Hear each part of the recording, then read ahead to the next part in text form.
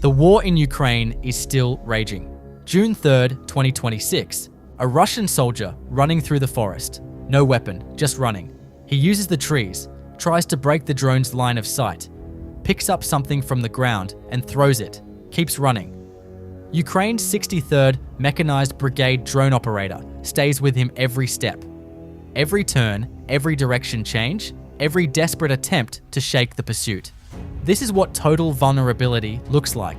No counter-drone training, no equipment, no option left except to run. And running isn't enough either.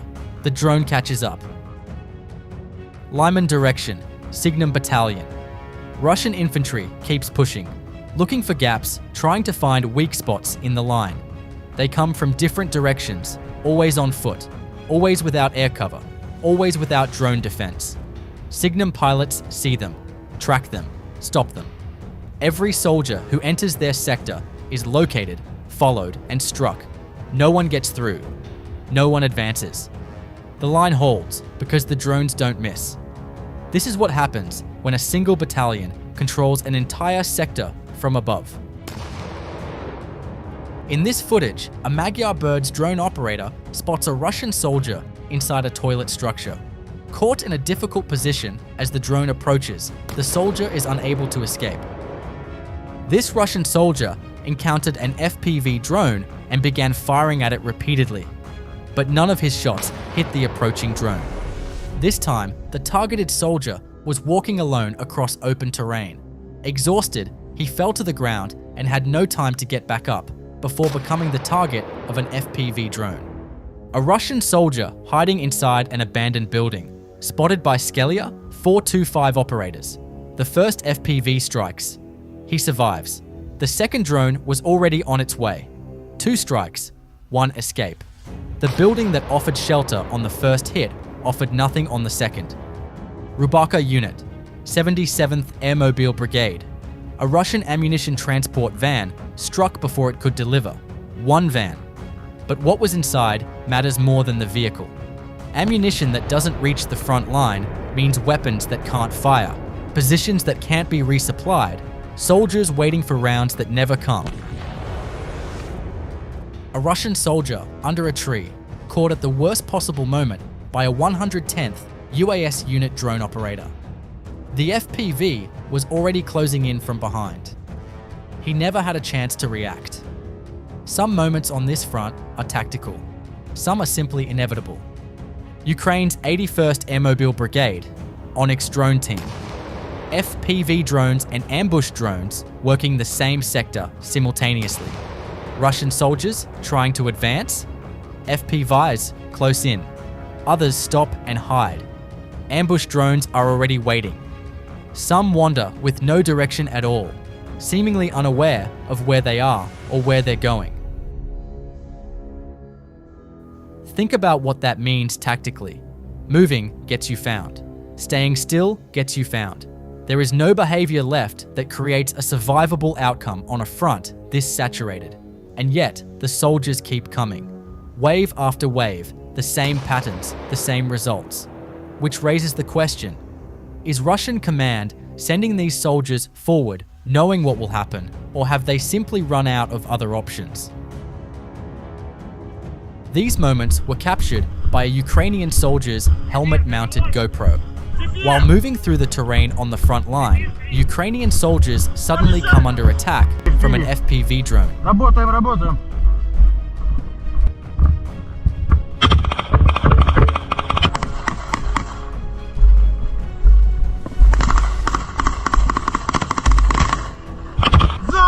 The weapon used by the soldier is not clearly visible, but it appears to be effective in bringing down the drone. If you know what type of weapon was used, you can share it with us in the comments. This Russian soldier may have been both the luckiest and unluckiest soldier on the front line. While moving around destroyed buildings in northern Donetsk, 2 soldiers were spotted by drones from the 57th Brigade. Drone operators immediately launched FPV drones toward them. Even though he failed to escape the drone, he was still one of the luckiest soldiers on that front. With each FPV strike, the Russian soldier somehow managed to survive. After avoiding 2 drone attacks, he entered a destroyed house and waited there. But it didn't last long. The 3rd FPV drone arrived. The 3rd FPV drone struck the soldier's position, but failed to detonate. By sheer luck, the Russian soldier survived that attack as well. The panicked soldier tried to hide under a metal sheet, but he didn't stay there for long and moved toward another destroyed house. The drones continued following him. After the 4th and 5th FPV drones arrived, there was finally no escape left. Fatum unit, a camouflaged BM, 21 Grad, multiple rocket launcher, located and destroyed. The Grad is a Soviet-era 122mm multiple rocket launcher capable of firing 40 rockets in under 20 seconds at ranges up to 20 kilometers. One of the most widely used artillery systems on this front. Camouflaged, concealed, still found, still struck. 422nd Regiment of Unmanned Systems. 2 Russian fuel tankers struck behind the lines with Bulava drones. What stands out is how exposed these vehicles are. Moving alone, no escort, no air cover, no counter-drone protection. Logistics convoys operating as if drones don't reach this far behind the line. They do. When fuel tankers move alone with no protection and are struck before reaching the front, how many vehicles at the line simply stop moving? Ukrainian aviation striking Russian trenches, fortifications, and bunkers, direct hits on positions that took weeks to build. Each strike removes a defensive layer that Russian forces had dug in and reinforced. Bunkers designed to protect personnel from artillery don't protect against precision aviation delivering directly onto the structure. Position after position, cleared from the air before infantry ever has to approach them.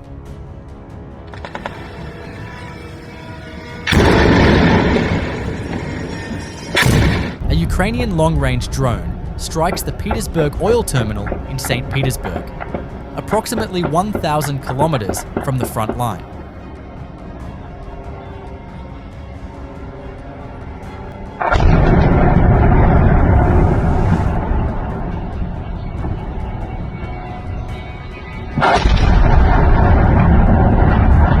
The timing couldn't be more significant. Russia was hosting its annual St. Petersburg International Economic Forum, the event Putin uses to project economic strength to the world. Black smoke was rising over the port while the forum was opening its doors. Multiple drones targeted the oil terminal, which is one of the largest in northwestern Russia, as well as a military facility at the Kronstadt Naval Base. When a Ukrainian drone can strike a Russian oil terminal 1,000 kilometers away on the opening day of Putin's economic forum, how safe is any Russian city from this war?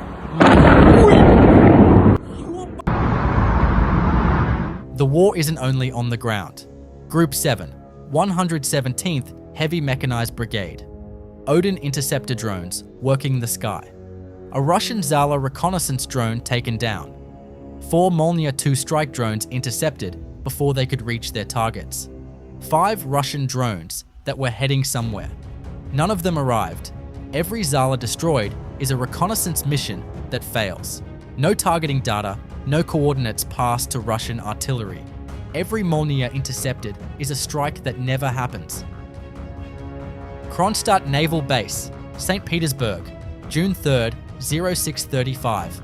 The Corvette Boiky, a Project 20,380 guided missile warship, the 3rd Corvette of Russia's Baltic Fleet, struck and set ablaze in dry dock by Ukraine's first Unmanned Systems Center.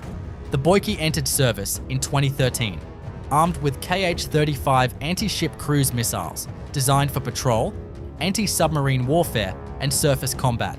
It had been undergoing scheduled repairs since February 2026, 1,100 kilometers from Ukraine's border. 3rd Army Corps, deep inside Russian-held territory. Trucks, gazelles, armored vehicles struck across Donetsk and Luhansk. But what stands out in this footage is where the drones are flying. Over railway lines inside Luhansk, the center of Donetsk, past the Donbass Arena Stadium, cities that Russian forces considered deep rear areas, unreachable, safe. Not anymore. When Ukrainian drones fly over the center of Donetsk, what does rear area even mean on this front? That's everything for today. June 3rd, 2026. Day 1560 of this war. 263 combat engagements recorded on June 2nd. Russian total losses have now crossed 1,368,040 personnel, with 1,130 casualties in the last 24 hours alone. But today belonged to the Deep Strike campaign. Ukrainian drones flew over 1,000 kilometers to strike the St. Petersburg oil terminal, setting it ablaze on the opening day of Russia's annual economic forum. The Corvette Boiky, a guided missile warship of Russia's Baltic Fleet, was struck and set on fire in dry dock at Kronstadt Naval Base, 1,100 kilometers from Ukraine. A weapons plant in the Tambov region was also hit. St. Petersburg Airport suspended flights. Mobile internet was cut across the city. Russia's naval advantage has shifted from 12 to 1 at the start of the war to roughly 4 to 1 today. Ukraine's reach keeps expanding.